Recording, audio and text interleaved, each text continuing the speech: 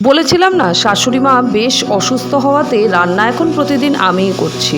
আজকে আবার জমির থেকে ঝিঙে দিয়ে গেছে, ভাবলাম এই ঝিঙে গাজর দিয়েই একটা মাছের ঝোল করি। হ্যাঁ, রেসিপি চ্যানেলে দেওয়া আছে। এদিকে কচুরলতি আর ভাতের জল একসাথে বসিয়ে দিয়েছি। আজকে 8:30টার মধ্যে রান্না বান্না করে রান্নাঘর পরিষ্কার করে একদম কমপ্লিট করে ফেলবো।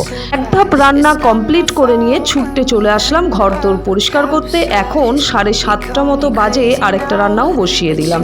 ব্যাস, সমস্ত খাওয়া দাওয়া কমপ্লিট করে কাজকর্ম সেরে চললাম দুটিতে মিলে কাজের উদ্দেশ্যে। আজকে অনেক দিন পরে আবার কলেজ আসলাম, এই জন্য কাজ করতে করতে বসে যেতে নেই, তাহলে অনেক দিন পরে কাজে ঢুকলে প্রচণ্ড গরম লাগে। ফেরার সময় আমি আর রাখিদি সারাদিনের 1 কাপ বরাদ্দ চা খেয়ে বাড়িতে এসেই সারপ্রাইজড। বোন আমার জন্য নিয়ে এসছে বিরিয়ানি। 2 বোনে মিলে বিরিয়ানি খেয়ে বোন চলল শ্বশুরবাড়ি আর আমিও শ্বশুরবাড়ি। সাবস্ক্রাইব।